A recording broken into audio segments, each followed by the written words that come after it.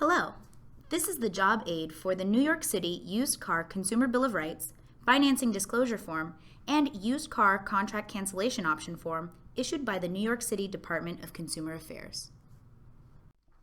The New York City Department of Consumer Affairs publishes the Used Car Consumer Bill of Rights to ensure protections for consumers. Dealers must provide this form to the consumer to be signed by the consumer and kept on file by the dealer for at least 6 years.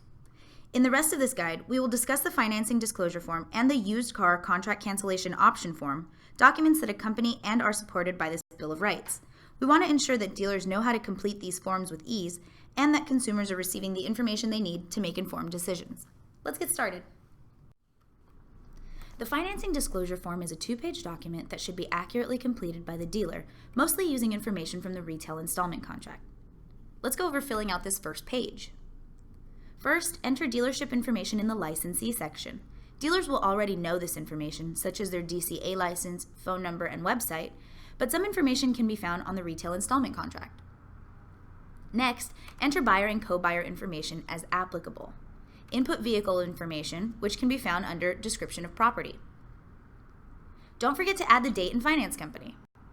The date should match the contract date, and the finance company should, of course, be Westlake. Now, we're going to take a closer look at the next part of this document, the sales and financing disclosure.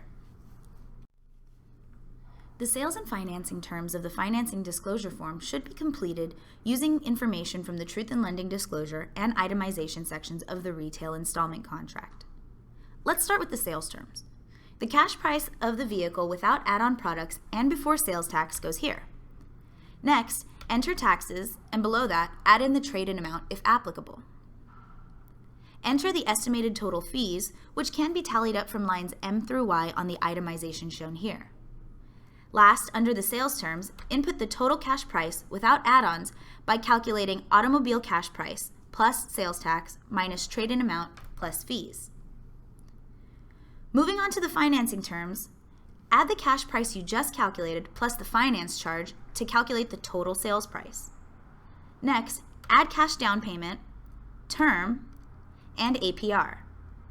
The monthly payment can be found under the payment schedule or calculated by dividing the total sales price with finance charges by the number of payments.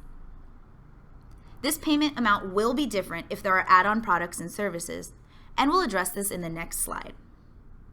Lastly and importantly, the dealer is required to list the lowest APR offered to the buyer by any lender, including Westlake. We don't have access to this information, so we must rely on the dealer to accurately complete this section. In this next example, we'll look at a contract that includes add-on products and services. The same process of adding the cash price, sales tax, trade-in, fees, and total cash price applies here. Once again, add that total cash price and the finance charge to calculate the total sales price without add-on products and services.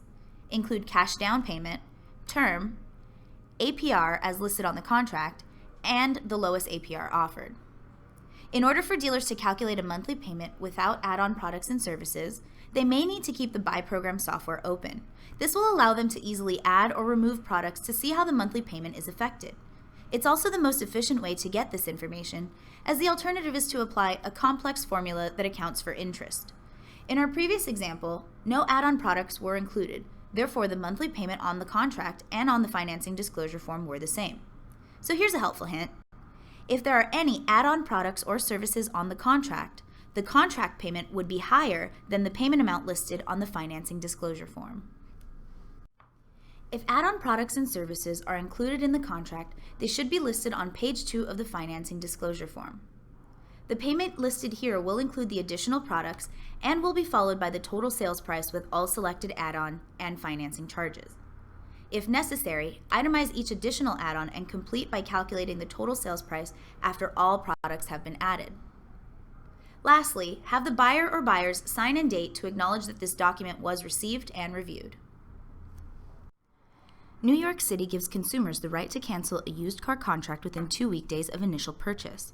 Dealers must present consumers with the used car contract cancellation option upon completion of the deal. To properly complete this form, begin by including buyer and co-buyer information, dealership information, the vehicle description, and the deadline to cancel the contract. Review the terms and conditions with the buyer. If the buyer declines this option, they're declining the right to return the vehicle within 2 weekdays. The buyer should check the box and apply their signature. That's it. If the buyer accepts the option to cancel the contract, they once again check the box and apply their signature. Remember that this does not cancel the contract. It just allows the customer to retain their right to return the vehicle within 2 weekdays if they choose. If the buyer accepts the option to cancel and they're trading in a vehicle as part of the deal, page 2 of the contract cancellation form must also be completed. The buyer and dealer should follow the prompts and sign the document to complete the form. The buyer must pay any deposits due to the dealer, as indicated by page 2. Lastly, the bottom sections of both pages of this document should only be signed if any action to cancel the used car contract is actually taken. Otherwise, they should just be left blank.